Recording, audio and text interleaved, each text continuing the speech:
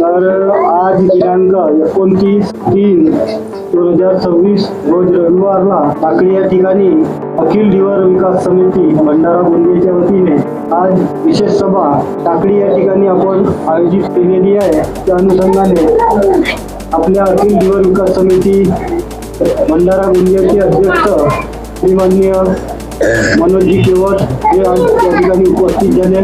तसेच कार्तिकजी मेश्राम आणि कौतुकताई मेश्राम हे सुद्धा आज या सभेमध्ये उपस्थित झाले. तसेच प्रकाशजी मेश्राम निवडून आलेले त्यांचे भक्तीला आलेले त्यांचे सर्व टाकळी येथील समाज बांधवांच्या वतीने आपण त्यांचे हार्दिक स्वागत आणि आपण आपल्या समाजाबद्दल जे काही आरक्षणाचा विषय आहे तो आपण याच्या अगोदर आपल्याला माहीत झालेलाच आहे.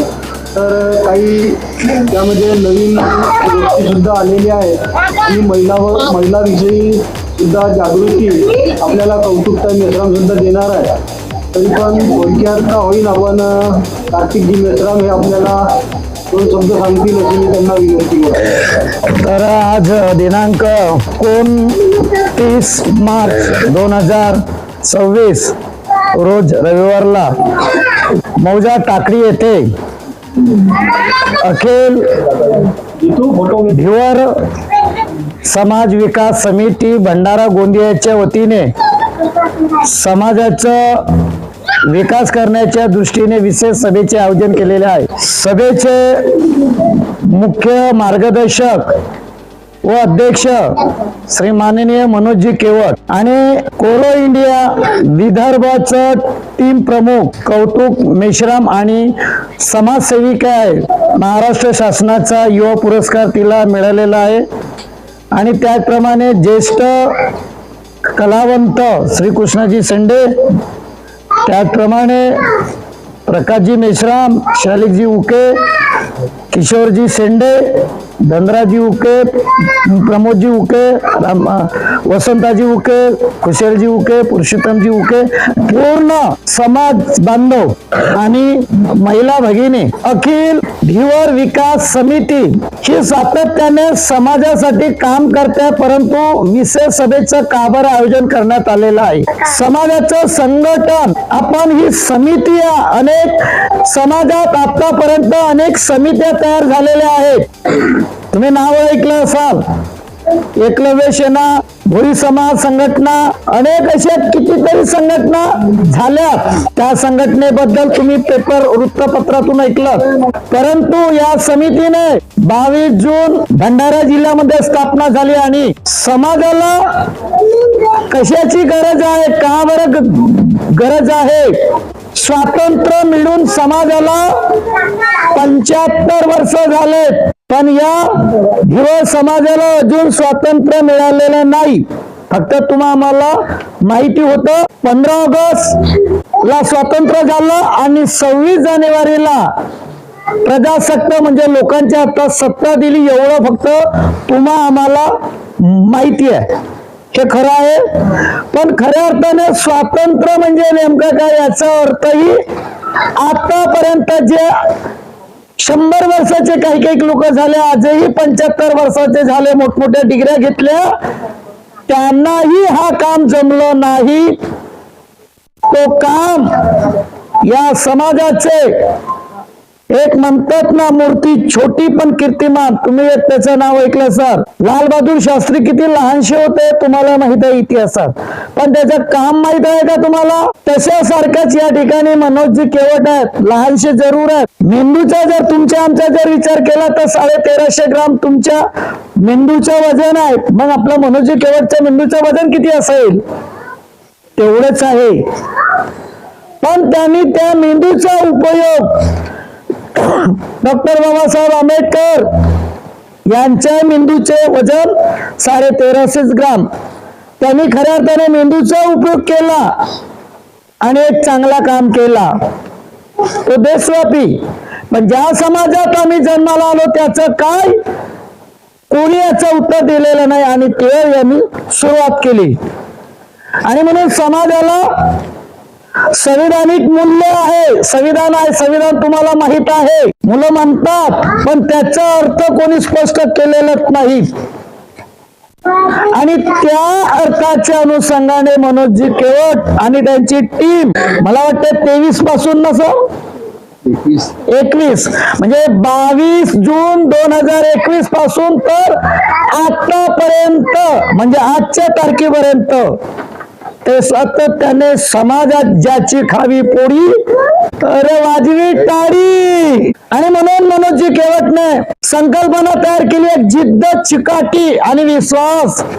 मी ज्या समाजात जन्माला आलो त्या समाजाचं देणे घेणं आहे आणि स्वराज्य माझा हा जन्मसिद्ध हक्क आणि तो मी मिळवणार. असं कोणाचं तुम्ही ऐकलं का? शिकलं कोणी म्हणलं? कोणी म्हणलं स्वराज्य हा माझा जन्मसिद्ध हक्क आहे आणि तो मी मिळविणारच? शिवरायांनी म्हणलं, टिळकांनी म्हणलं. गुड, जरा टाळ्या वाजवा. त्यासारखं आमच्या मनोजजी केवटचं म्हणणं आहे की ज्या समाजात मी जन्माला आलो त्याचा हक्क, अधिकार, न्याय आणि या गुलामगिरीतून तोडी आणि मानवतेचं खरं स्वातंत्र्याचा हक्क मिळवणार, तेव्हाच मी लग्न करणार, असं हे बोलले होते. आणि म्हणून त्यांनी सुरुवात, जोपर्यंत पहिला प्रस्ताव त्यांनी आरक्षणाची गरज आहे, आम्हाला हक्काची गरज आहे, अधिकाराची, स्वातंत्र्याची, आणि जोपर्यंत जमा केलं नाही तोपर्यंत ते स्वस्थ बसलेले नाहीत. शोध केलं एक एक कागदाचा. आमच्याकडे नाही आहे तेवढे कागद. 200 काही पानाची पुस्तक तयार केली, 200च्या वर, 250 आम्हाला 100 पान तयार करायला. रात्रंदिवस त्यांचा एकच ध्यास, माझ्या समाजाचा हक्क, न्याय, अधिकार आणि स्वातंत्र्य तो कुठं आहे त्या शोधात करता करता संपूर्ण जमा केला. आणि खऱ्या अर्थाने स्वातंत्र्याचा अधिकार आपल्याला हक्काचा खरंच आहे हे तुम्हाला वाटतं का? गरज आहे का तुम्हाला हक्क अधिकार भेटला पाहिजे? आहे सगळ्यांना? बरं, तुम्हाला आरक्षण जो हक्क अधिकार आहे हे कोणाच्या कामात येणार आहे? पोराबराचे येणार असं तुम्हाला वाटतंय का? खरंच सांगा. आज तुमचं नुकसान झालेलं आहे की फायदा झालेला आहे? आधी सांगा मला. आधी नुकसान झाला ना, आता फायदा होत आहे. होणार आहे, अजून झालेला नाही. मग त्यासाठी आपल्याला काय करावं लागेल? लढाई, संघर्ष. आणि मग तो एका हाताने करता येईल का? आता आपल्या जेव्हा तुम्ही जागा झाडता, एका काडीने झाडता का काय करता? काड्याचा गट्टा तयार करता. एका संकाडीने होते का कधी जागा झाडता का तुम्ही? एक गट्टा बांधता आणि मग पुरा कचरा काढता, तेव्हा जागा साफ होते. तशाने हा जो तुम्हाला आरक्षण पाहिजे, हा मग मनोजजी केवटनेच एकट्याच जातीने एकटी लढाई केल्याने होईल का? मग त्यासाठी हा आपल्या कार्य आहे त्या सगळ्या संकाडीच्या, आणि त्याचा बनवायचा एक खराटाच ग्रामीण भाषा करते ना, खराटा बनवून मग आपण आज जर तो जर भेटला असता, म्हणजे ज्या संवर्गात आम्ही आधी होतो त्याचे तरी माहिती आहे का आपल्याला? अगदी कुठल्या संवर्गात होतो आपण, कुठल्या वर्गात होतो? संवर्ग म्हणजे आरक्षणच्या याच्यात कोणत्या याच्यात होतो कोणाला माहिती आहे का? NTB मध्ये होतो. नाही, रॉंग. आपण अनुसूचित जातीमध्ये होतो, शेड्यूल कास्ट मध्ये. पण तो हिरावून घेतला कोणी, काहीच कोणालाच माहित नाही. मग नंतर 70-72 पासून मग आपण NTB मध्ये आलो. स्वर्गीय जतीरामजी बर्वे यांच्या त्या प्रयत्नामुळे इंदिरा गांधी जिवंत होत्या, खासदार होते रामटेक लोकसभा मतदारसंघातून, ते जमवून घेतलं. पण आपण उसणं नाही मागून आपल्यालाच पाहिजे. तो जो होता तो त्याचा पाठपुरावा कोणाकडे नव्हता. तो त्याचा एक पेज मनोजजी केवट त्यांच्या टीमने जमा केला. बाबासाहेब आंबेडकरांनी सांगितले होते की यांना यांचं हक्क, अधिकार तो यांना तुम्ही देणे गरजेचं आहे. समाजाची स्थिती त्यांनी मांडलं, पण आपण कोणी त्याला सहकार्य केलं नाही. आणि म्हणून या टीमने, या समितीने संपूर्ण दस्तऐवज जमा करून हे एवढी पुस्तक तयार केली. इंग्रजीत आहे, काही मराठीत आहे, काही हिंदीमध्ये पण आहे, मी स्वतः वाचलेलं आहे. तुम्ही तुमच्यापैकी कोणीतरी बघितले का पुस्तक? मीटिंग मध्ये पाहिलं का? कधी दाखवलं का एवढं पुस्तक त्यांनी? मागे कारद्याला किंवा इथंही आणलं होतं. तो गठ्ठा इंग्रजीतही होतं, मराठीतही आणि हिंदीमध्ये आहेत. मी स्वतः तिथून त्यांनी अंडरलाईन करून त्या वाक्याला काय म्हणतात असं ते मराठीत करून त्यांनी सांगितलं, तेव्हा आपल्याला कळायला लागलं. म्हणजेच आज आम्ही जर चांगलं शिक्षण मिळालं असतं तर आपल्याला दुसऱ्याच्या चष्मावर वापरावं लागलं असतं का? म्हणजेच आपण तेही करू शकलो नाही. आणि म्हणून आरक्षण टोपलीवर सोना कामाचा नाही तर वालभर सत्ता कामाची, हे अर्थ कळलं का? टोपलीवर सोना कामाची नाही पण वालभर सत्ता. सत्ता म्हणजे हक्क, अधिकार, आपल्या याच्यातील जो असेल तो महत्वाचा असतो. आणि म्हणून आज जर आरक्षण त्या अवस्थेत जर असतात तर या केवळजीला असं वाटतंय आज आमचा मुलगा, आमच्या समाजातील घटक एक IAS IPS एक मोठा जिल्हाधिकारी झाला असता, आमदार खासदार झाला असता. पण असं झालं का कोणी आतापर्यंत? खरंच सांगा, कोणी झालं का? नाही होऊ शकलं. आणि म्हणून एकमेव आहे त्यांचं स्वप्न की या समाजाला आमचं हक्क अधिकार तो जो ज्या अनुसूचित जातीमध्ये आम्ही होतो तोच भेटला पाहिजे. म्हणजे शेड्यूल कास्ट मध्ये होतो आपण, तोच मिळवण्यासाठी त्यांचं रात्रंदिवस. आणि म्हणून हा मिळण्यासाठी आपल्याला काय काय प्रयत्न करावे लागतील. हातात काळ्या घेऊन काम नाही करणार आपण. न्याय संविधानाचा उपयोग करून आपण त्याचा हक्क त्या आधारे आपल्याला एक संघटित, पैशाचं काम पैसा होईल, औषधीचं काम औषध करेल आणि मॅन पॉवर ज्या ठिकाणी लागतं त्या ठिकाणी मॅन पॉवरचं काम. पण हे करण्यासाठी आपल्याला काय काय करावं लागेल? गावागावात जावं लागेल. बरोबर आहे? जावं लागेल.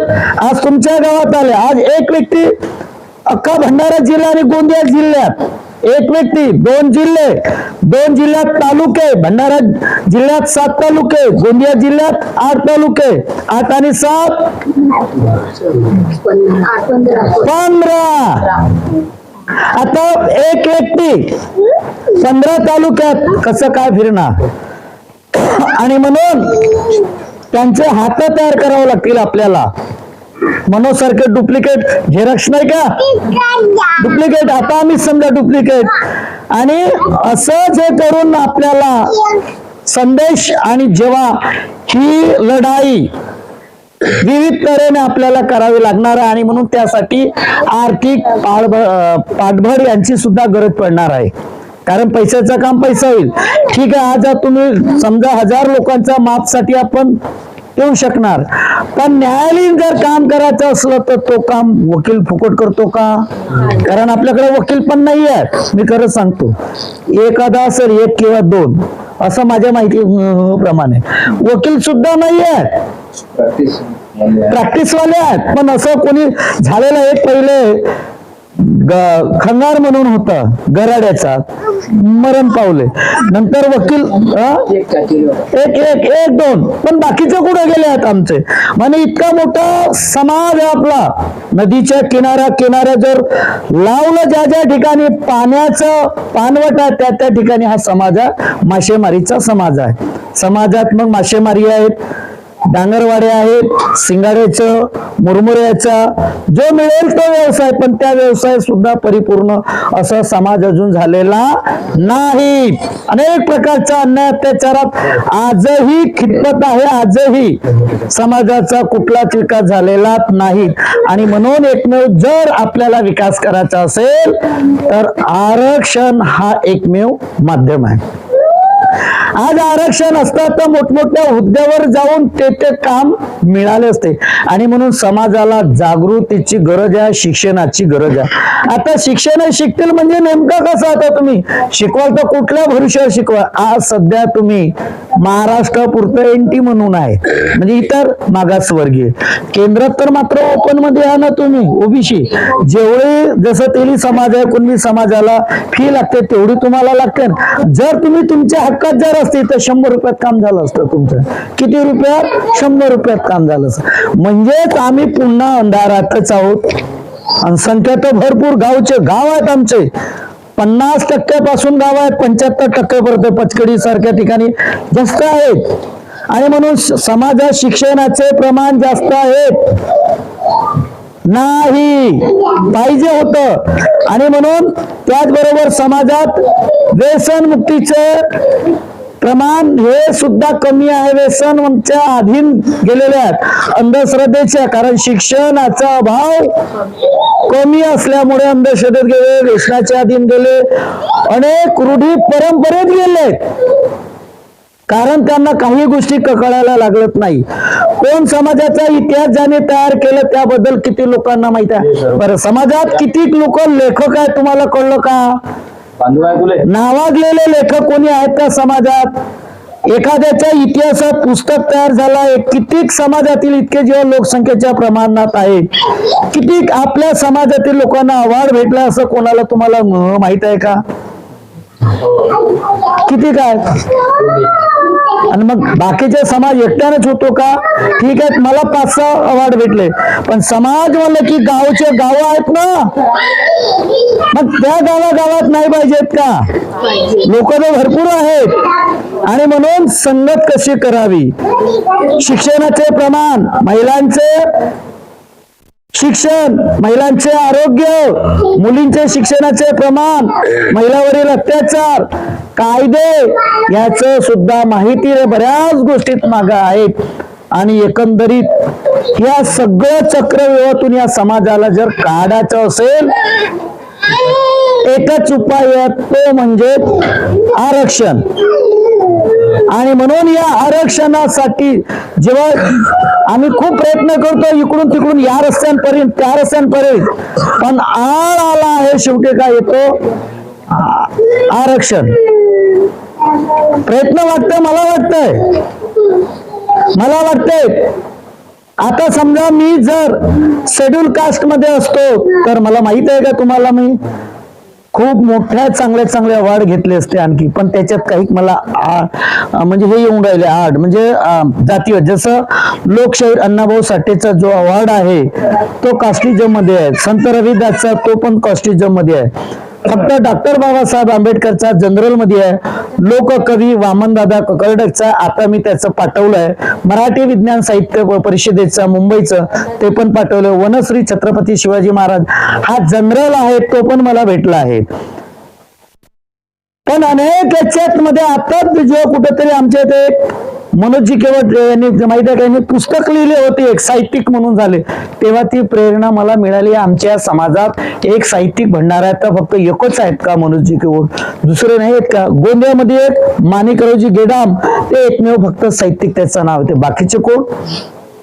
आणि म्हणून मनोजी केवटनी हे जे संकल्पना काढली, मला तरी वाटतंय आपल्या या गावात इथं जर मला जर एवढीशी लोक होत का आपण 20-25 नाही. आज जर शेड्यूल वर्गाचा जर विचार केला तर त्या ठिकाणी एखाद्यावर जर प्रसंग पडला तर पूर्ण गावचं गाव जमा होतो, समाजचा समाज जमा होतो. पण आम्ही मात्र एकत्रित सुद्धा येत नाही. कारण धर्मकारण आड येतो, राजकारण आड येतो, समाजकारण आड येतो. म्हणजे समाजाचे तुकड्यात विखुरलेले गेले आहोत आम्ही, धर्मात मध्ये विखुरलेले गेलो.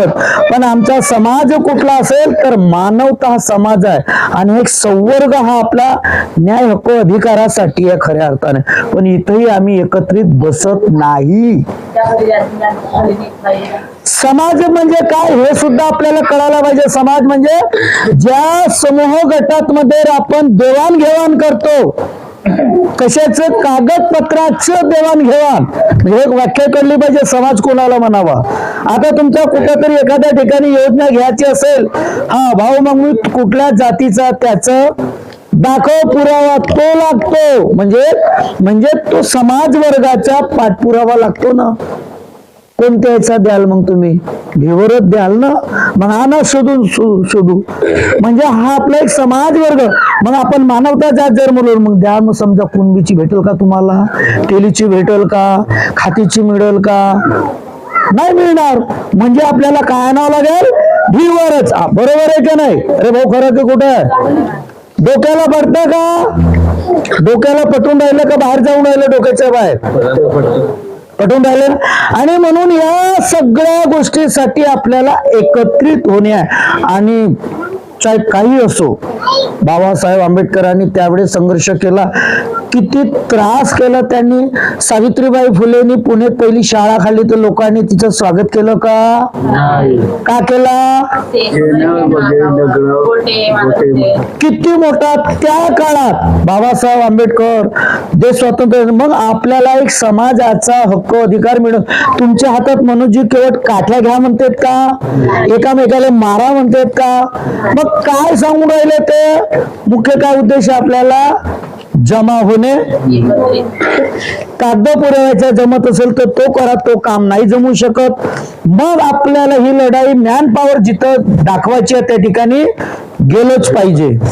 पण मला वाटतं त्याने एक चांगला प्रयोग केला.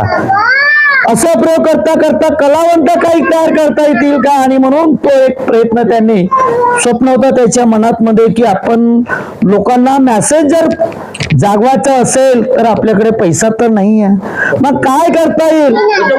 मग कलावंत म्हणून ते चांगले गुणगुणते, भजन करते, हे ते करते. त्यांना एकत्रित काही करता येईल का? बघा त्यांचं स्वस्त बसत नाही. बोलावला त्यांनी असं 2-4 लोकांना आणि तो प्रयोग करून पाहिला. मला तरी वाटते जवळजवळ 150 कलावंतांना एकत्रित की त्या माध्यमातून समाजाची वेता हे लोकांना सांगतील. भजनातून, गाण्यातून, पोहण्यातून एकत्र येतील, काही विचार मांडतील. त्यांच्याकडे संपूर्ण जे समाजाचं खाद्य आहे तो त्यांच्याकडे मटेरियल आहे, तो देण्यास ते तयार आहेत फुकट. त्यातून आपण लिहून मग समाजाला जागवण्याचं मग प्रवचन करतील. जसं आता मी हे करतो याला प्रवचन म्हणतात, माहित आहे का? प्रबोधन म्हणतात. दुसरा व्यक्ती एखादा गाणं तयार करून त्यातून पोवाडा सांगू शकतो. एखादा भजनाच्या माध्यमातून, एखादा कवीच्या माध्यमातून, एखादा गझलच्या माध्यमातून सांगतो, एखादा लावणीच्या माध्यमातून, नृत्यातून समाजाचे हावभाव सांगू शकतो. आणि म्हणून ते अजूनही शांत नाही. तुम्हाला वाटतं घरी लग्न झालं, पत्नी आहे, आई आहे, वडील आहे, लहानशी चिमुकली आहे, वास्तविक पाहता लहानसं कौलाचं घर आहे, तुमचं स्लॅबचं तरी आहे. रियालिटी सांगतो तुम्ही. पण मनोजी केवटचं तुम्हाला रिअली सांगतो, टू व्हीलर आहे, भाऊ आहे, पुन्हा वडील वयस्क आहेत, पण तरी एकच लक्ष, समाज. अभिनय तो कधी नाही, अभिनय तो. पण आपण म्हणतो पहिले आमचं घर पाहिजे. यांना त्या घराची चिंता नाही. रात्रंदिवस एक ध्यास समाजाला केव्हा होईल. आणि करता करता त्यांच्या त्या कार्याला काही एस पण आलेला आहे. बार्टीच पर्यंत पूर्ण अहवाल तयार करून बार्टीला पाठवलं. बार्टी म्हणजे डॉक्टर बाबासाहेब आंबेडकर प्रशिक्षण संस्था पुणेला आहे. ते पुणेची टीम आली. भंडारा गोंदिया जिल्ह्यातील मला वाटतं 400-800 घरांचं मूल्यांकन केलं. नाही तर बार्टी कोणाकडे येत नाही, सहज असच येतच नाही. खूप लढाई करावं लागते. त्यांच्या त्या पत्रानं त्यांच्या लेखणीत धार आहे. ते पत्राचा पाठपुरावा करून ते पण झुकले आले आणि तो पूर्ण अहवाल मुंबईपर्यंत पाठवला, दिल्लीला पाठवला. आता तिथून पुन्हा मुंबईवरून हलचल झाली. आता यांचं असं कळतं की जर तिथून नाही आला तर आपल्याला 2-3 चाब्या ठेवा. म्हणजे साम दाम अजून काय म्हणतात भाऊ, दंड हे तुम्हाला कळते. कुठनी त्या बाया कशा करते, सासूचा काटा आणि मग सासू सुनेचा काटा काढायचा. तर गोड तो बोलते पण मीठ देते, त्या भाजीत मीठ टाकून सनेरी खारट झाल्या पाहिजे नाही का, अलुनी करते. नाही तर मग हिरुती टाकते कधी कधी. म्हणजे कधी मग गोडच बोलते, आलीस का मा. आणि म्हणून ते केल्याशिवाय इथंही तेच आपल्याला करणे आहे. मॅन पॉवर दाखवायचं असेल तर मॅन पॉवर दाखवून, पण कागदाचं लढाई करल्यानंतर ते कशानं करता येईल पैशाशिवाय. आपल्या भंडारा जिल्ह्यात पैसा जमा झालेला नाही. घरी पाहुणा आला का मटण 1 किलो 2 किलो 5 किलो होतेच होते, पण समाजाच्या कामासाठी कोण करेल? आता पैशाचं काम वकील आपल्याला करण्याची गरज आहे. वकील साधा नाही, आपला कोणी समाजात वकील सुद्धा नाही. असेल तर सांगा, तुमच्यापैकी कोणी असेल तर. आहे का? आहे का? म्हणजे आपल्याला मदत होईल. बरं, तुम्ही काय देऊ शकता आपल्याला दिल्ली पर्यंत जाण्यासाठी? असं तुम्ही मॅन पॉवर देऊ शकता का दिल्ली पर्यंत जाण्याला? नाही होणार, कारण आपल्याला घराच्या बाहेरच नाही निघता येत. पण दिल्लीपर्यंत आवाज पोहोचवावा लागेल, कारण ही जी अंमलबजावणी होते, तुमचा हक्क जो मिळवून देण्यासाठी, हा कुठून न्याय भेटेल? दिल्लीमधून. मग आता दिल्लीला जाण्यासाठी आपल्याला काय करावं लागेल? वकिली मार्ग, बरोबर आहे. आणि वकील आपल्याला आपला कोणी रिश्तेदार नाही, नातेगोत्याचा नाही, तो फुकट येईल का? मग आता त्याला करण्यासाठी काय करावं लागेल? भाऊ, पैसा घे, तमाशा दे, आणि मग आपली बाजू भक्कम मांडायचं. हा तर राहील पाठपुरावा, पण त्याला आवाज करण्याकरता कडक आवाज पाहिजे का नाही? म्हणजे त्याला पॉवरफुल वाटलं पाहिजे का मला भेटलं रे माझ्या पोटाच्या आणि पाठीच्या सगळं. आणि म्हणून पैसा, आणि पैसा हा काम आता आपल्याला करणे आहे, तो पण करणे आहे. जेव्हा पावत्या छापल्या गेल्या तिथं काय काय पावत्या आम्ही दिलं कार्यकर्त्याकडे, पण त्या जंग काय म्हणतात का त्याला, जंग चढून राहिला आमचा. पण भंडारा जिल्ह्यापेक्षा ज्या जिल्ह्याने सुरुवात केली तो मागे राहिला. ज्या जिल्ह्यात काही नाही आहे तरी गोंदिया जिल्ह्यातील, मला वाटतं मोरगाव अर्जुनी तालुक्यातील 80,000च्या वर जमा झाले. फक्त भंडारा जिल्ह्याने एक प्रयोग केला, कलावंताचा मेळावा. हा एकच काम करू शकला लहानसा, पण तो काम नुसतं तेवढ्या पुरतं होणार नाही, कारण जिल्हा मोठा आहे. पैशाचं काम पैशाने करावं लागेल आता, आणि म्हणून यासाठी आपल्याला पैसा जमावा लागेल. दिल्लीला तुम्ही नाही येऊ शकत, मग आपला पैसा तर जाऊ शकेल. पैसा आवाज त्या माध्यमातून जर गेला, त्याच्या ज्या वकिलाचा पोट जर भरला, पेटी फुगली, आवाज चांगला टर्राटून नाही काढेल का? म्हणजे त्याला खाद्य जर दिलं तर बाजू आपल्या बाजूने मांडेल तो. शेवटी न्याय तो तपासणार ना, पाठपुरावा देऊन. आणि म्हणून माझी विनंती आहे की आपण हे जे अखिल ढिवर विकास समिती आहे, या समितीला, तिचं नावच ते आहे की अखिल या ढिवर समाजांचा विकास झाला पाहिजे, आणि म्हणून यासाठी तन मन आणि धन तिन्ही गोष्टीची गरज आहे. आता हे काम कोण करेल? मग आपण तर नुसतं भाषण आमचं ऐकलं, तुम्ही का टाळ्या वाजवाल, त्याच्यानं होईल का? नाही, कार्तिक मिश्रा आलो तो खूप बोललं, छान झालं, वाह मस्त बोल, पण त्याच्यानं होईल का काम? आपल्याला काम करून घ्यायचंय का नाही करे घ्यायचंय? घ्यायचंय. आणि म्हणून यासाठी आता सुरुवात कशी करायची, कसं करायचं सांगा? काय करावं लागेल? एक झाली, आता एकता झाली की नाही झाली? झाली. आता एकता झाली, आता काय राहिला बाकी? आता काय राहिला बाकी सांगा? हा, बरोबर. आता कोणापासून सुरुवात करता येईल, कसं करता येईल? आम्ही जसं कलावंताचा मेळावा घेतला, काय केलं भाऊ? पैसे तर कोणीच जमा नाही केला. मग आम्ही 1-2 लोकांना भेटलं, हे उकेजी होते, भाऊ करायचे, पैसे तर नाही. मग तो म्हणते माझ्याकडून हे लागलं, तो म्हणते ते लागलं. असं सुरुवात तर करावं लागेल कोणापासून? मी माझ्यापासून प्रमाणपत्र तयार केलेत, मग मी नाही बा 100 होतील तर 200 किती कसे लागवत, बॅच बिले लागते, चहा लागते. म्हणून यासाठी मग आता पैसे कोण किती कसं करणार? लढाई जिंकायची आहे का थांबवायची आहे सांगा? मग आपापल्या घरी तुम्ही झोपा, आम्ही जातो. उद्यापासून सांगी मनोजी कवट तुम्ही कुठंच काम करू नका, सगळे खाऊन पिऊन लोक, याला काही गरज नाही. असे सुखी समृद्ध आहोत का आपण? सांगा, करायचं की लढाई की थांबवायची येते? मग मला सांगा, तो अर्जुनी तालुका पुढे गेला ना, भंडारा जिल्हा भातावरच भिल्ला आमचा. मग आता कसं करायचं? पावत्या आहेत किंवा नाही आहेत? कोणाकडे पावत्या नाही आहेत? पावते आहेत. कोण कोण जमा करणार की नाही? कोणाला काही शंका कुशंका आहे का? मग हे पैसे खातील तर नाही? अरे बाबा, तुमचं खावाचं राहिलं असं ते कायलं रात दिवस असं रस्त्यावर आले, कोणासाठी लढाई करून राहिले? मनोजी कोटच्या पुरुषाला लग्न करायचं आहे का? लहानशीच आहे, मग पाहू. त्यांच्यासाठी काही गरज नाही. समाजाचं लग्न करायच्या आधी हक्काच्या करायचं का नाही? मग त्यासाठी पैसा लागेल ना. मग आपण कमीत कमी आता कोणी आपल्या ऐपतीप्रमाणे किमान 500 रुपये तर देऊ शकतो, कोणी 1000 देऊ शकतो. आता मागच्याच या कार्यक्रमाला कोणी आपल्याकडून 1000 रुपयाची दिला बरं का, नारळ दिला, कोणी चिवडा दिला, कोणी काय दिला, आपल्या सक्तीनुसार. जर आपण 500, 1000, 2000 वेळ नाही देऊ शकत, कोणी वेळ नाही देऊ शकत, कोणी वेळ देतील, गाडी देतील, पेट्रोल देतील, मग त्या ठिकाणी गाडी फिरवण्यासाठी तर काहीतरी लागेल ना पेट्रोल. मग तो पेट्रोल वेळ देईल, ठीक आहे वेळ देईल, पण पेट्रोल भाऊ एखाद्याकडून मग पेट्रोल तर जमा राहील ना, तेव्हा फिरायला पूर्ण जिल्हा तालुका फिरायला असंही काय तयार करता येईल. पण सुरुवात तर करावं लागेल, हे इथूनच होईल ना. कोणतंही काम अनाजाचं इथं पेट्रोल राहील तोपर्यंत बोलीन, हा इथून जर खतम झाला तर गाडी थांबली, पुन्हा मग याला काय लागेल? जेवण नाही लागेल का? मग आता तुम्ही कोणी नाही दिलं तर मग शेवटी विकत नाही खाईन का मी? उपाशीत नाही, मग तो विकत खाण्यासाठी काय लागेल? अखेर गोष्ट कुठे आली? पैशावर.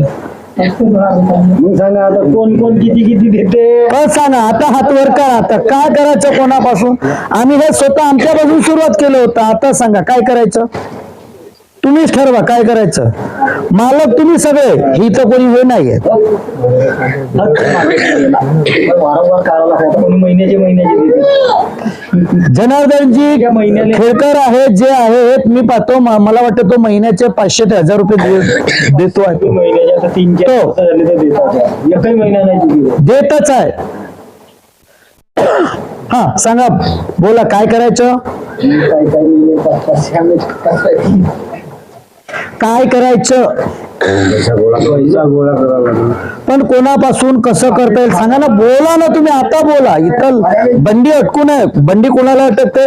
लहानशा कुटीलेच. अडचण आहे का या बाबतीत सांगा? शंका कुशंकाचं हा तेव्हा असं बोला का उद्या द्यायला वाटलं पण बोला. हा सगळेजण बोला.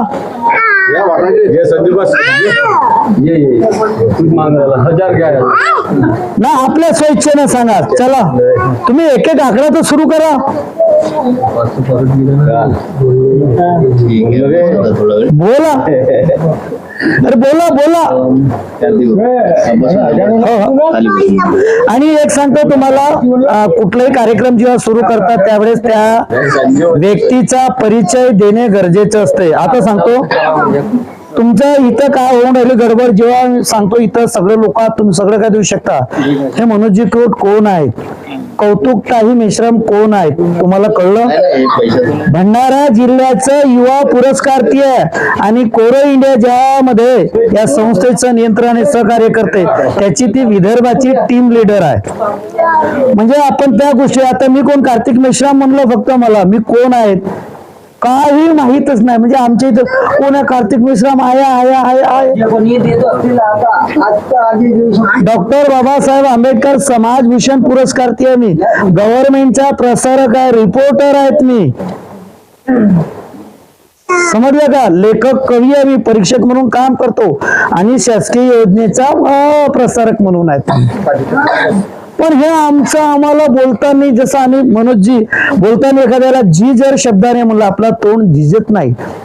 अभ्यास आपल्या समाजापुढे मांडले आणि एकदम जे खालच्या टोकापासून वरच्या टोकापर्यंत जो अभ्यास आपल्या समाजाला नव्हता तो आपण आपल्या समाजाला सांगितले आणि खरोखरच आहे. कारण याची निर्मिती काही आताच नाही झाली आणि या विषयाचा आपल्याला अभ्यास सुद्धा होईल. कारण 1936 पासून आपला समाज हा अनुसूचित जातीमध्ये होता आणि 1950 नंतर आपल्याला त्या अनुसूचित जातीमधून काढून टाकला आणि तिथून काढल्यानंतर 72 पर्यंत आपला समाज कुठेच हा कोणत्याच आरक्षणामध्ये नव्हता. आणि जतीरामजी बर्वे यांच्या जेव्हा ते खासदार झाले त्यावेळेस त्यांनी NT-B हा आरक्षण आपल्याला मंजूर करून दिला. तरी पण तेवढ्यामध्ये आपला पूर्ण काही होत नाही.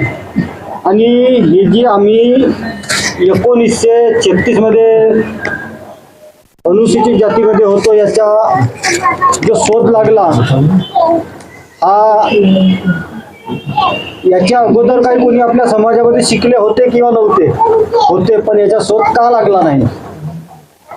आणि मनोजी केवट यांच्यासोबत 2016 पासून माझा संपर्क लागला आणि तिथून आम्ही ज्या वेळेस लहान असताना काहीतरी समाजासाठी करून म्हणून हा उद्देश आम्ही पुढे ठेवला आणि त्यावेळेस त्यांनी सुद्धा आपल्या समाजाविषयी 16 मध्ये एक पुस्तक सुद्धा लिहिली आणि ती पुस्तक समाजापर्यंत पोहोचली. नंतर 2016 नंतर 17-18 मध्ये असे आम्ही वेगवेगळे ग्रुप करत गेलो. स्वाभिमान युवा समिती हा एक आम्ही समिती स्थापन केली होती. त्याच्यानंतर जतीरामजी बर्वे हा एक आम्ही ग्रुप म्हणजे सादर केला 18 मध्ये आणि जतीरामजी बर्वे यांची प्रथम जयंती ही भंडाऱ्यामध्ये आमच्यापासूनच सुरुवात झाली. आणि त्यावेळेस आपल्या संघर्ष वाहिनीचे जे अध्यक्ष होते दीनानाथजी वाघमारे त्यांना बोलावला होता आम्ही.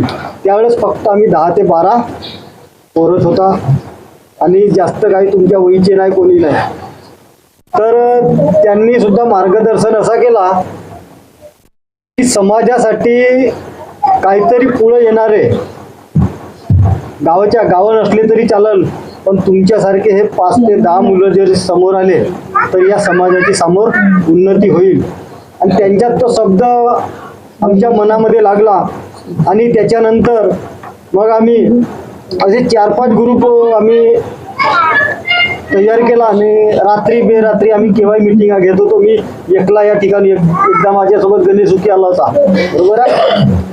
तर असे करता करता मग आम्ही 2020 मध्ये कोरोना आला आणि कोरोनामध्ये असाच लॉकडाऊन लागला आणि त्यावेळेस आरक्षणाचा विषय आम्हाला थोडा माहीत झाला. थोडा का होईना पण अनुसूचित जातीची ही माहिती 2020 मध्ये नव्हती.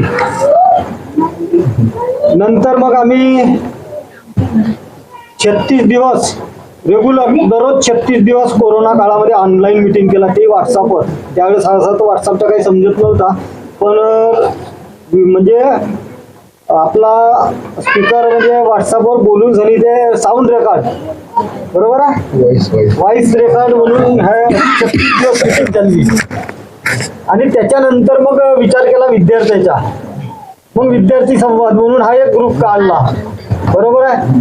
आणि 2022 मध्ये माहीत झाला की आमचे दुधपचारे सर होते, योगेशजी दुधपचारे चंद्रपूरले, तर त्यांच्या माध्यमातून काही थोडेसे 2-3 कागद आमच्या हातात लागले की आपण त्याच्या अगोदर आम्ही आपल्या समाजाच्या आरक्षणाविषयी काही माहिती टाकली होती. ते कोणत्या ह्याच्यासाठी, एस टी पण STचा हा नामंजूर झाला आरक्षण. नंतर माहिती मिळाली आम्ही अनुसूचित जातीमध्ये होतो, 1-2 कागद मिळाले. त्या 1-2 कागदामुळे आता एवढा गट्टा तयार झाला आणि तो मंत्रालयात सुद्धा सबमिट झाला. आणि तो बार्टीला सुद्धा बार्टीने सुद्धा अभ्यास केला आणि तो त्याच्या भरोश्यावर बार्टीने आपल्या भंडारा आणि गोंदिया जिल्ह्यामध्ये येऊन प्रत्यक्षरित्या त्यांनी मूल्यांकन केला, पाहणी केली. त्यावेळेस सुद्धा आम्ही आता हे सर्व ऑफिसर कामामध्ये होते आणि आम्ही श्रीकृष्ण मामासोबत कोणी नव्हते, ते टीम आली त्यावेळेस त्यांच्या सोबतीला कोण नव्हते, पण त्या कारद्या गावामधून पासून आम्ही प्रथम सुरुवात केला.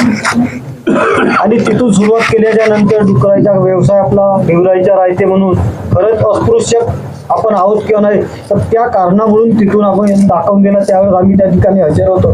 असे करता करता 800 कुटुंबाचा सर्वेक्षण हा भंडारा आणि गोंदिया जिल्ह्यामध्ये झाला. आपल्या गावामध्ये सुद्धा येणार होते, पण आपण इकडे न येता तिकडे झाले आणि चांगल्या प्रकारे त्यांनी तो सर्वेक्षण केला आणि आज त्याची पावती आपल्याला एक चांगले आश्वासन मिळणार आहे. तरी पण आणि कोरो इंडियाच्या माध्यमातून बरंच काही शिकायला मिळते. तर मागच्या वर्षी कोरो इंडियामध्ये आम्ही आपल्या भंडारा आणि गोंदियातून 11 लोकांची निवड केला होता. फॉर्म भरले होते.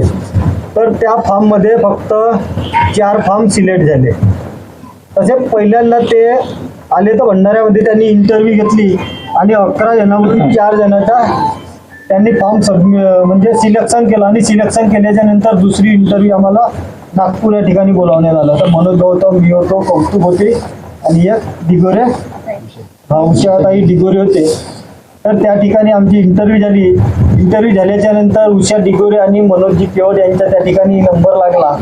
बाकी आम्ही दोघं जण रिजेक्ट झालो आणि रिजेक्ट झाल्याच्या नंतर मग अजून काही दिवसांनी त्यांना वाटलं तर त्यांनी कौतुक मेश्राम या ताईच्या त्यांनी सिलेक्शन केला. स्त्रियाच्या विषयावर म्हणजे चांगल्या पदावर आहे, ते एक लीडर आहे. तर ते सुद्धा कौतुक मेश्राम ह्या आपल्याला स्त्रियांना थोडक्यात का होईना पण मार्गदर्शन करतील असे मी त्यांना विनंती करतो. माझं नाव कौतुक आहे. बऱ्यापैकी लोक ओळखतच असतील. आता उशीर झालेला आहे, मला माहिती आहे. सर्वांना भूक पण लागलेला असेल. आम्ही सोबतच अखिल दिवर समाज विकास समिती ही आणि मनोज सर समता लीडर म्हणून पण काम पाहतात. म्हणजे 2 जबाबदाऱ्या त्यांच्याकडे आहेत. तर मनोज सर आणि आम्ही दोन्ही जबाबदाऱ्या मिळून काम पाहतोय. तर आता जे काही आपल्याला सांगितलेलं आहे, माहिती म्हणजे जे काही ऐकलेली आहे, तर मला तर वाटते की हे सगळं ऐकल्यानंतर आपल्या झोपा तोडायला पाहिजे. म्हणजे आपल्याला आता याच्यानंतर झोप लागायलाच नको. म्हणजे मला माहिती आहे सगळ्यांना कुटुंब आहे, सगळ्यांच्या घराची काळजी असते, पण इथे आपण सर्व माणसंच आहोत. म्हणजे आपण सगळी इथे साधारण काम करणारी म्हणजे मनमजूर करणारी माणसं आहोत. तर हे सगळं एका बाजूला ठेवून ते पण आपल्याला करणेच आहे ना, की फक्त ते एकदम बाजूला ठेवून आपल्याला हे सगळं काम करायचं आहे, हे पण करायचं आहे. सोबतच वेळ मिळेल त्या वेळेला आपल्याला हे सुद्धा काम करायचं आहे. कारण आता जे काही आपली अवस्था आपण पाहिली आहे किंवा जे काही आपण पाहतोय, जे आपल्या सोबत होत आहे हे आपल्या मुलाबाळांसोबत होऊ नये किंवा व्हायला नको पाहिजे. म्हणून ह्या सगळ्या गोष्टीची आपण आता काळजी घ्यायला हवी. तेव्हा कुठंतरी आपल्या मुलाबाळांचं आयुष्य हे काहीतरी चांगलं उज्ज्वल होईल, काहीतरी करता येईल त्यांना. आपण जशी मनमजुरी केलो किंवा आपले जसे आपण दिवस घालवलो तसे त्यांनी घालायला नको पाहिजे. त्यांना काहीतरी त्यांच्या म्हणजे त्यांच्या कुवतीप्रमाणे त्यांना काहीतरी चांगलं मिळालं पाहिजे अशी अपेक्षा कोणालाही वाटेल. साधारण आईवडिलांना प्रत्येकांना वाटत असते की आम्ही जे काही सण केलं, आम्ही जे काही पाहिलोय ते आमच्या मुलाबाळांनी पाहू नये, ते काहीतरी चांगलं काम केलं पाहिजे. म्हणून ह्या सगळ्या गोष्टीचा विचार करता आता आपल्याला खरं एक पुढं पाऊल उचलण्याची गरज आहे. पुढं पाऊल उचलण्याची गरज म्हणण्यापेक्षा मी म्हणेन की पुढे पाऊल उचललेलंच आहे. म्हणजे मनोज सरांनी एवढं मोठं आपल्याला पाऊल उचललेलं आहे, तर आपल्याला फक्त आता त्यांच्या सोबत उभं राहायचंय. म्हणजे एकदम अशी खूप मोठी लढाई किंवा एकदम असं हे नाही करायचंय, खूप मोठं काहीतरी असं करायचं नाहीये. पण कायद्याच्या भाषेनं किंवा संविधानिक मूल्याच्या भाषेनं आपल्याला ह्या सगळ्या गोष्टी हळूवार पद्धतीने एक एक पायरी आपल्याला ती एकदम लेवलने ठेवून जायचं आहे. तर सर्वांचं फक्त आपल्याला सोबत पाहिजे. म्हणजे एका बाजूला आता ह्या आपल्या सगळ्या गोष्टीला मान्यच आहे की आर्थिक बाबतीतही आपल्याला कुठेतरी मदत लागेल, कारण ह्या सगळ्या गोष्टी जर आपल्याला करायच्या आहेत तर तेही तेवढंच आवश्यक आहे. पण तेवढंच आपल्याला इकडे आपल्या एक साथी बळाची आवश्यकता पण आहे. आणि म्हणून असं मी म्हणेल की आता जे किशोर सरांनी सांगितलेलंच आहे, किशोर दादांनी, की कोरो इंडिया नावाची जी संस्था आहे ती आपल्या संस्थेला एक मदत म्हणून पण आपल्यासोबत जोडलेली आहे.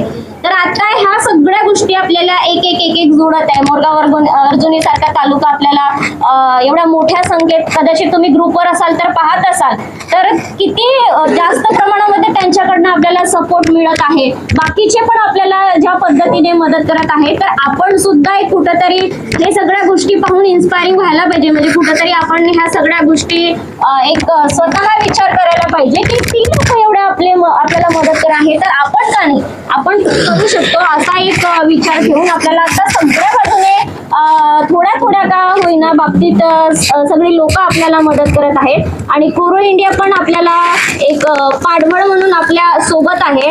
आणि तुम्ही जी इथं सर्व आहे म्हणजे उपस्थित जेवढे पण इथे लोक आहे किंवा घरी पण जे लोक असतील ते एक आपल्या मनोज सरांना, आता तुम्ही सगळ्यांनी ऐकलेलं आहे की आपल्याला फक्त त्यांचा पाठबळ बनायचं, म्हणजे एकटे मनोज सर कुठं कुठं धावणार है ना, तर आपल्याला कुठंतरी एक जबाबदारी म्हणून एक त्यांच्या तरी नाही कमीत कमी आपण त्यांच्यासारखा तेवढा अभ्यास करू शकत, पण काहीतरी आपण जे किमान ऐकतोय किंवा जे ती लोक आपल्याला नेहमी सांगत असतात तर ते ऐकून आपण कुठेतरी थोडक्यात का होईना मांडण्याचा प्रयत्न करूयात. आणि अशीच एक खूप मोठी आपल्याला साखळी तयार करायची आहे. तर ही साखळी वाढण्यासाठी प्रत्येक जणांनी जर इथे थोडक्यात जरी वेळ दिलं किंवा जे काही आपण करू शकतो आपल्या पद्धतीने, जसं आता इथे तुम्ही ऐकलं, इथून गेल्यानंतर तुम्ही कोणाला तरी दुसऱ्यांना सांगितलं तर होऊ शकते कदाचित ते आपोआप आपल्या कामासाठी किंवा आपल्या सगळ्या जो आपण पुढाकार घेतलेला आहे त्यासाठी ते स्वतःहून येतील अशी आपण एक अपेक्षा ठेवून ह्या सगळ्या गोष्टीला आपण एक सुरुवात केलेली आहे, सुरुवात आपली झालेली आहे, तर याला आपल्याला पुढे न्यायचंय. तर म्हणून तुम्हाला सर्वांची खूप मोठ्या प्रमाणात आवश्यकता लागेल आपल्याला.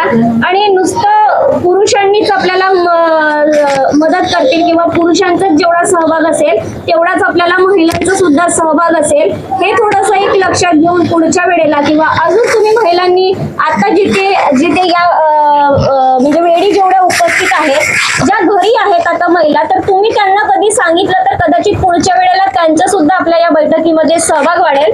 आणि असाच आपल्याला पुढे एक ठेवायचं आहे. आणि कोरो टीम सुद्धा म्हणजे मी आता इथे तुमच्या समोर असं काही खूप मोठं असं काही सांगणार नाही किंवा सगळ्या गोष्टी करणार नाही, कारण मी पण अजून शिकतीये. मनोज सरांसोबत राहून मला पण बऱ्याच गोष्टी कळायला लागल्या किंवा एक मांडण्याचा किंवा एक समजून घेण्याचा पण आमचा एक प्रयत्न असतो. आणि ह्या सगळ्या गोष्टी सोबत आता कोरो पण आपल्याकडे काही म्हणजे दिवसा अगोदर कारदा या ठिकाणी आलेली आहे, ते प्रत्यक्ष पाहण्यासाठी येतोय. तर मला असं वाटतं की तुमची सगळ्यांची जी उपस्थिती आहे इथे, तर असं वाटतं की पुढच्या वेळेला कोरो टीम मधून मी कोणाला तरी इथे आणावं. म्हणजे तुम्हा सगळ्यांचा एवढ्यांचा सपोर्ट पाहून मलाही कुठेतरी आता एक आत्मविश्वास वाढला माझा की नाही बा, आपण त्यांना ती टीम आपली या गावामध्ये यायला पाहिजे आणि तेव्हा कुठेतरी एक त्यांना पण माहिती व्हायला पाहिजे, असा एक माझा पण आता यापुढे प्रयत्न असेल. आणि कोरो इंडिया टीम मध्ये किंवा कोरो इंडिया प्रोजेक्ट मध्ये जे आता किशोर सरांनी सांगितलेले आहे की आम्ही संस्थेअंतर्गत जेव्हा भरलो होतो तेव्हा अशीच अपेक्षा होती की आपण तेवढ्या पुरतच काम करायला पाहिजे किंवा त्या अपेक्षेने जसं जसं आम्ही 10-11 लोकांनी जे काही भरलं होतं तर तिथून 1-2 लेवलला आम्ही एक सिलेक्ट झालो, पास झालो. त्याच्यानंतर नागपूरपर्यंत गेल्यानंतर 4च लोक होतो, तिथेही इंटरव्ह्यू होऊन आम्ही 4 मधून 2च राहिले. शेवटी खूप अपेक्षा होती, वाटत होतं की आपण राहणार इथे, पण जेव्हा असं वाटलं की 2 लोकांचं सिलेक्शन झालं पण मनाला एक असं वाटलं नाही की चला बा काहीतरी कमी असेल आपल्यात म्हणून आपण तिथे झालो नाही. पण म्हणतात नाही का की कुठे नाही कुठे एक आपल्या लोकांसाठी म्हणा किंवा आपल्या जे काही आपण आता एवढा मोठा पाऊल उचललेला आहे, अजून जर त्याच्यात एक सहयोग मिळाला आपला तर खूप चांगली गोष्ट होईल. म्हणून ती संधी कुठेतरी मला तिथे मागे न ठेवता त्यांनी मला किंवा ह्या सगळ्या गोष्टी मनोज सरांनी या सगळ्या गोष्टीत मला मदत करून अजून परत पुढे कुठेतरी काम करेल किंवा कुठेतरी एक चांगली गोष्ट होईल म्हणून त्यांनी मला पुढच्या लेवलसाठी म्हणून आता मी रिजन म्हणून विभागीय समन्वयक म्हणून काम पाहते. 3 जिल्ह्यामध्ये माझं काम चालतंय, गडचिरोली, चंद्रपूर आणि भंडारा. सुदैवाने मी असं म्हणेल की मी गडचिरोली, चंद्रपूर मध्ये 10 लीडरकडे जाऊन काम त्यांच्या ज्या संस्था आहेत त्यांच्या क्षेत्रानुसार त्यांच्या मुद्द्यानुसार मी काम करेल. ते तर एक होतच, म्हणजे ते माझ्यासाठी शिकण्यासारखं होतं. पण एक ते म्हणतात नाही का की जिथं कुठं जायचं असेल माणूस तिथे येऊन पोहोचते. आधी तर मला ही संस्था नाही मिळालेली होती, म्हणजे मी हे संस्था सोडून दुसरीकडे त्या जिल्ह्यात गेली होती. पण एक मनात कुठंतरी खंत वाटत होता, अरे आपण आतापर्यंत ह्या सगळ्या चळवळींमध्ये किंवा सरांसोबत आम्ही लहानपणापासून तर एवढ्या मोठ्या होईपर्यंत एक त्यांच्या सोबत इथपर्यंत आलोय आणि आता जरी ह्या सगळ्या गोष्टी गोष्टी आपण एवढ्या मिळवलेल्या किंवा यश आपल्याला एवढं आलं आणि आपण जर आता इथे नाही राहिलो तर कुठंतरी एक मनाला जरी आपण बाहेर जाऊ पण मन मात्र इथेच राहील असं एक झालं होतं. पण काही काळानंतर तेही झालं. म्हणजे मला जिथं अपेक्षा होती मी तिथेच आपल्या या संस्थेमध्ये येऊन आता ही संस्था पण माझ्याकडे आहे आणि सर आणि मी आम्ही दोन्ही पण सोबत काम करतोय.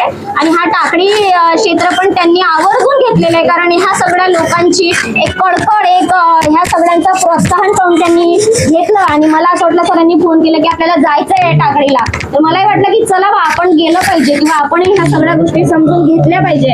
आणि म्हणतात नाही का की आपण कोणाची तरी प्रेरणा घेऊन काहीतरी आपल्याला उत्साह वाढत असतो किंवा कोणीतरी असं काहीतरी सांगितलं तर नक्कीच आपल्याही मनात काहीतरी ती असं एकदम हे व्हायला लागतं की नाही बा ती कोणीतरी आले होते आणि असं काहीतरी सांगून गेले. पण अशातलं राहत नाही. ते काही खूप मोठे असे आधीपासूनच नसतात. ते आपल्यातूनच झालेली लोक असतात. तर आता जसे तुम्ही इथे बसलेले आहात किंवा तुम्ही आता ऐकत आहात उद्या चालून तुम्ही पण बोलू शकता किंवा तुम्ही पण ह्या सगळ्या गोष्टी करू शकता. तर हे सगळं व्हायला पाहिजे. हे सगळं होण्यासाठी आपण हे आपलं ह्या सगळ्या गोष्टीला पुढाकार घेऊन तुमचा सहभाग खूप महत्वाचा असेल. एवढंच मी माझं इथे थोडक्यात का होईना पण 2 शब्द थांबवते. So thank you so much. धन्यवाद कौतुकताई. आपल्या समाजातील महिलांना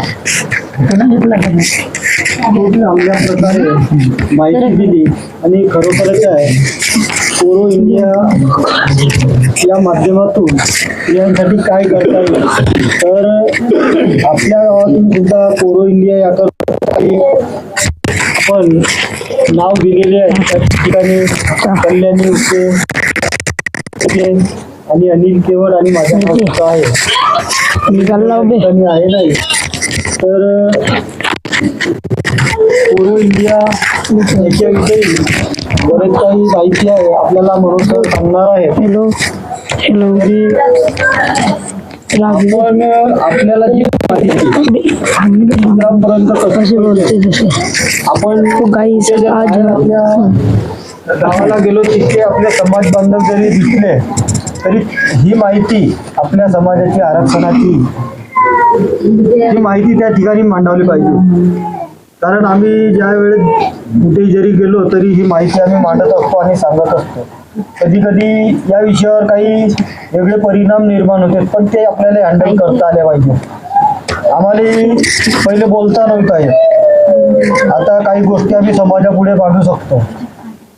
तर त्या विषयावर सुद्धा आपल्या अखिल दिवर विकास समिती भंडारा गोंदिया येथील अध्यक्ष मनोजी केवळ हे आपल्याला 2 शब्द सांगतील अशी मी त्यांना विनंती करतो.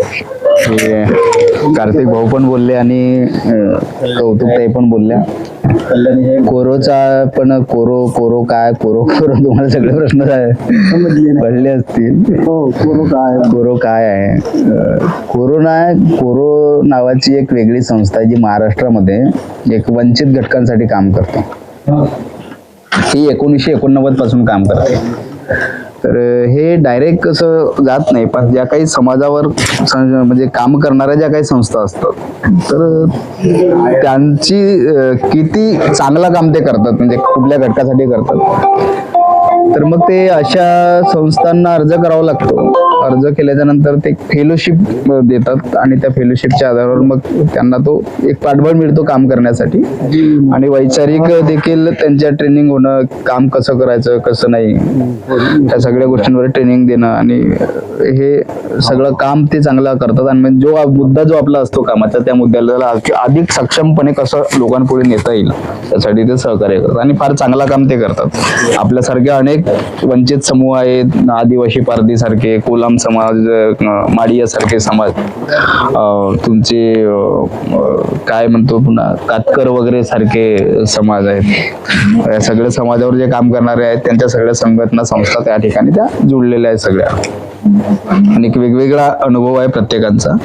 तर आपणही चलावं म्हटलं की आपणही या प्रक्रियेमध्ये गेलो पाहिजे म्हणून आम्ही आणि तिथं म्हणजे पूर्ण महाराष्ट्रातनं 1,500 संस्थांनी अर्ज केले होते. त्याच्यात फक्त 150 काहीतरी संस्था निवड निवडल्या, म्हणजे किती मोठा हे असेल त्यांच्या निवडीचा विचार करा. आणि त्याच्यात आपला नंबर लागला.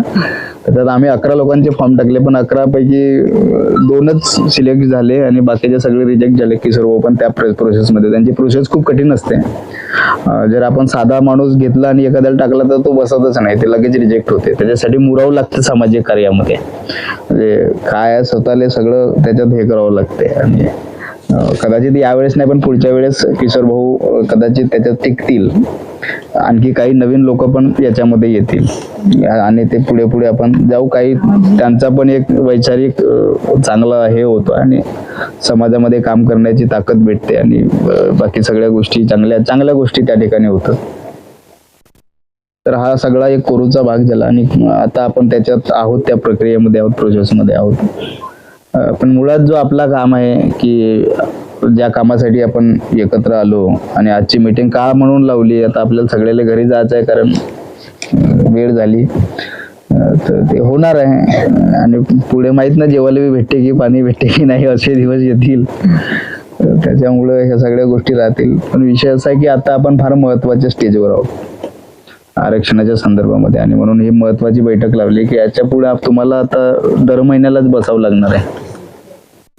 तुम्ही ठरवायचा कधी बसायचं, जर माझी गरज पडली तर बोलवायचं, नाही गरज पडली तर तुम्ही तुमच्या स्तरावरती ते हे घ्यायचं की काय आपल्याला करता येईल, गावामध्ये काय करता येईल, गावातल्या समस्या कशा सोडवता येईल, आपल्या समस्या आपण सोडवायच्या. आपल्या कोणी नेता येईल आणि तो सगळं करल या भानगडीत पडायचं नाही. तर ती सगळी तुम्हाला सक्षम करण्याची सगळी तयारी आमची सगळी असेल. काय कुठले कायदे कशा पद्धतीनं आपण अभ्यास करायचे, कुठल्या गोष्टींवर कसे अर्ज लिहायचे, निवेदन कसे बनवायचे, सगळ्या गोष्टी आपण हळूहळू पुढे हे करू. फार मोठा हे आहे. तुमच्यातलेच काही महिला पण पुढे येतील, काही जेंट्स, आणि कलाकार म्हणून तुमच्या गाव चांगला फेमस आहे. मला नाही माहिती की कार्तिक मेश्रामनं कसं पीक पेरलं, म्हणजे जे पेरला तेच उगवते म्हणते. सुरुवातीला पहिल्या मीटिंग घेतलं तर मला वाटतं एवढे लोक नव्हते, काय थोडेफार लोक होते, पण त्याच्यानंतर पण घेतलं तर काही थोडेफार लोक वाढले, मग पुन्हा कमी झाले, वाढले कमी झाले. पण आजची मीटिंग म्हणजे चांगली समाधानकारक आहे की बरेच लोक चांगल्यानं जोडले. पुन्हा नंतरच्या वेळी जेव्हा घ्याल त्यावेळेस याच्यापेक्षा डबल लोक राहतील. हे चालत राहील, आता हे थांबू नका. आपल्याला या 1-2 महिन्यामध्ये फार मोठं स्टँड घ्यावं लागणार आहे. पैशाच्या बाबतीमध्ये जवळपास मोरगाव अर्जुनी तालुका चांगला सपोर्ट करते, परंतु 2-3 लाखामध्ये हा काम होणार नाही. याला किमान आपल्याला 50 ते 60 लाखाचं टार्गेट आहे. आणि सुप्रीम कोर्टाचा वकीलही नाही म्हटलं तरी 10-12 लाख एका हिअरिंगचे ते घेतात, आणि म्हणून अशा अडचणी आपल्या आहेत. राज्याच्या स्तरावरती आपला प्रपोजल पॉझिटिव्ह आहे अशा पद्धतीचं जवळपास त्याच्यातला मॅटर आहे. पण मंत्रालयीन स्तरावर तो जाणार आहे, आणि मंत्रालयीन स्तरावर जेव्हा जाईल तेव्हा आपल्याला काही माणसं असे पकडावं लागतील की जेणेकरून आपल्याला त्या पद्धतीनं जावं लागेल. डॉक्युमेंट आपले अत्यंत स्टँड आहेत. डॉक्युमेंटच्या आधारावर राज्य सरकार किंवा केंद्र सरकार बाबा तुम्हाला देता येत नाही असं म्हणू शकत नाही. त्याच्यामुळे ही फार मोठी गोष्ट आहे. आणि 7-12 जर आपल्या नावावर असेल तर ती जागा आपलीच होते, आणि म्हणून ते एवढं कन्फर्म आहे. आता गंमत आहे की ते फक्त प्रोसेसमध्ये जाणं, ते प्रक्रियेमधनं जाणं. केंद्राचा जे अनुसूचित जातीचा आयोग असतो, ज्याला राष्ट्रीय अनुसूचित जाती आयोग म्हणतो आपण, ते संविधानाच्या आर्टिकल 338 नुसार, म्हणजे ती घटनेच्या 338 या कलमानुसार ते बनलेलं असते. आणि त्याच कलमानुसार आपल्या समाजाच्या चौकशीचे निर्णय घेण्याचे जे निर्णय घेण्याची ही आहे, ती प्रोसेस आहे, ती राष्ट्रीय अनुसूचित जाती आयोगाने घेतलेली आहे. त्याच्यामुळे फार मोठी गोष्ट जी आहे ती झाली. आणि त्या आधारावर राज्य सरकारनं 800 कुटुंबाचा सर्वे केला, डाटा तयार केला, सामाजिक आर्थिक जो काही शैक्षणिक एज्युकेशनल किंवा नोकऱ्यांमधला किती आपला वाटा आहे हा सगळा डाटा कलेक्ट केला. आणि त्या डाटाच्या आधारावर आता रिपोर्ट जो आहे आपला, या मला वाटतं याच आपल्या फेब्रुवारीच्या शेवटी तो रिपोर्ट पार्टीला सबमिट झाला. आता तो रिपोर्ट जो आहे तो सगळा इंग्रजीत आहे, आणि तो रिपोर्ट इंग्रजीत असल्यामुळे महाराष्ट्र सरकारला ते मराठीत द्यावं लागते. म्हणून त्याच्यावर आता भाषांतर चालू आहे, त्याला ट्रान्सलेट करून मराठीमध्ये तो जवळपास या 10-15 दिवसामध्ये तो राज्य सरकारला सबमिट होईल. आणि मग राज्य सरकार काय करेल तर केंद्राला पाठवेल. आता जर रिपोर्ट पॉझिटिव्ह आहे तर काय करते की राज्य सरकार काय करते की बाबा हा आमच्या अखत्यारीतला विषय नाही, हा केंद्राचा विषय म्हणून धरत्यानं सगळं जसा तसा रिपोर्ट पाठवून देतात. तर त्याच्यामुळे ते एक चांगली गोष्ट आहे. जर राज्य सरकारनं मस्त्या केल्या की बाबा हमको नाही देना आहे, पण रिपोर्ट जर पॉझिटिव्ह असेल तर त्याला काय करावं लागेल, डबल रिपोर्ट करावं लागेल, पुन्हा दुसरा काहीतरी निगेटिव्ह रिपोर्ट तयार करावा लागेल. तर ही शक्यता कदाचित असू शकते. म्हणून त्याच्या आधी आपले लोक जागले पाहिजे. जवळपास 107 पानांचा रिपोर्ट आहे आणि पूर्ण पॉझिटिव्ह रिपोर्ट आहे. आपण जे डॉक्युमेंट दिलेत की बाबा आम्हाला नव्यानं समाविष्ट करा असं आपलं म्हणणं नाही आहे. आपल्यासोबत 14 जाती बाहेर निघाल्या होत्या 1950ला. 14 मधल्या जवळपास 7-8 जाती आतमध्ये गेल्या. आपण नाही गेलो, कारण आपल्या लोकांनी कधी विचारलंच नाही की आम्हाला परत द्या. नाही, त्या पण गेल्या, कुठल्या तरी वेगवेगळ्या माध्यमातून गेल्या त्या, पण त्या आता वेगवेगळ्या राज्यामध्ये ते हे झाल्यामुळे महाराष्ट्र 1960 झाला ना, आणि यादी जी शेड्यूल कास्टची महाराष्ट्राची यादी 1976च्या कायद्यानुसार फायनल झाली. त्याच्यामुळे बऱ्याच जाती ह्या ज्या नव्हत्या त्या पण आल्या, ज्या एससीत नव्हत्या त्या पण जाती आल्या, ज्या मुळात एससीत होत्या त्याच्यातले आपण बाहेर राहिलो. तर आपण ते सांगितलं, ते ज्यांनी संशोधन केलं की बाबा आम्ही होतो पण अशा पद्धतीनं हे झालं. तर मग काही कारण शोधून काढली की का बरं आपण बाहेर पडलो. तर त्याच्यातले 3-4 कारण मी तुम्हाला सांगतोय. एक कारण असं की ढिवर भुई कहार केवळ तत्सम जे असं म्हणतोय ना आपण सगळं, तर असं काही पत्रव्यवहार झालं त्या काळामध्ये. आणि मग एससी मध्ये फक्त भंडारा जिल्हा होता पूर्ण भारतात, पण काही आपले लोक जे होते भंडाऱ्यातले नसतील, ते कुठले बाहेरचे असतील. तर त्यांनी असं म्हटलं असावं कदाचित की बाबा आम्हाला सगळे एकच आहोत, त्याच्यामुळे आम्हाला एकाच ठिकाणी टाका, आणि त्यांच्या भानगडीमध्ये आपलं भंडाऱ्याचं नुकसान झालं. तर तो एक मोठा कारण त्याच्यात झाला. पुन्हा दुसरा कारण असं आहे की सेन्सेस जो असतो, ज्याला जनगणना म्हणतोय आपण, म्हणतो ना जनगणना करा, ओबीसीची जनगणना होत नाही, तर आपली जनगणना एससी मध्येच झाली 1931ला. तर त्या 31च्या जनगणनेमध्ये असं झालं की बाबा आपण अनटचेबल आहोत, कारण आपल्या हातचं पाणी अनेकांना चालत नव्हता आणि आपल्याला पाणी पण देत नव्हते. म्हणजे तुम्ही म्हणता ना की काय ढिवऱ्याच्या हातचं पाणी कोण पिते, मग खरं आहे की गोष्ट, किती खरी आहे? आता याच्यावर आपण बोलू थोडस, आणि मग मी थोडस थांबवतो, तुम्ही पण बोला, एक सोबत चर्चा करू.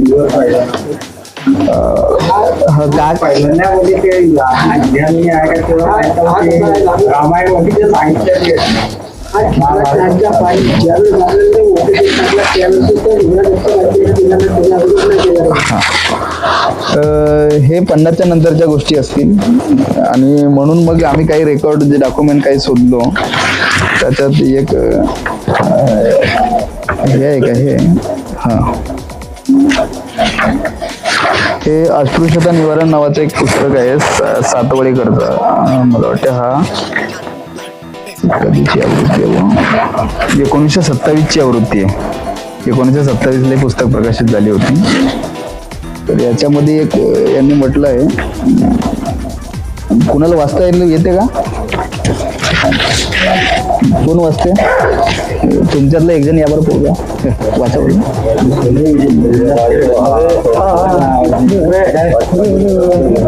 वाचते का? जोरात वाच. हा इथं लिहिला, पिवळा केलाय, हा त्याला वाच. काय म्हणतो तू?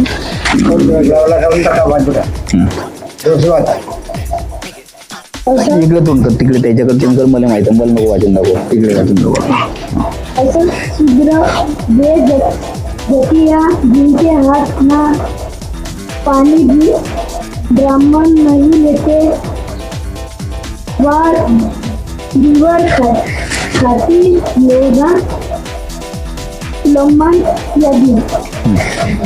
काय म्हटलं यांनी? का वाचलं? का वाचलं यांनी? असंच शूद्र वे जाती या जिनके हात का पाणी ब्राह्मण भी नाही लेती, त्या जातीमध्ये आहे ढिवर, खाटी, लोधा, लंबान. म्हणजे ढिवऱ्याच्या हातचं पाणी ब्राह्मण कधी, हा सगळ्यात मोठा पुरावा. पुढे नंतर याच्यात एक म्हटलं आहे, अत्यंत शूद्र, अच्युत शूद्र, म्हणजे ज्याच्या हातच्या विटाळ होते, ज्याला शूद्र म्हणतो ना आपण.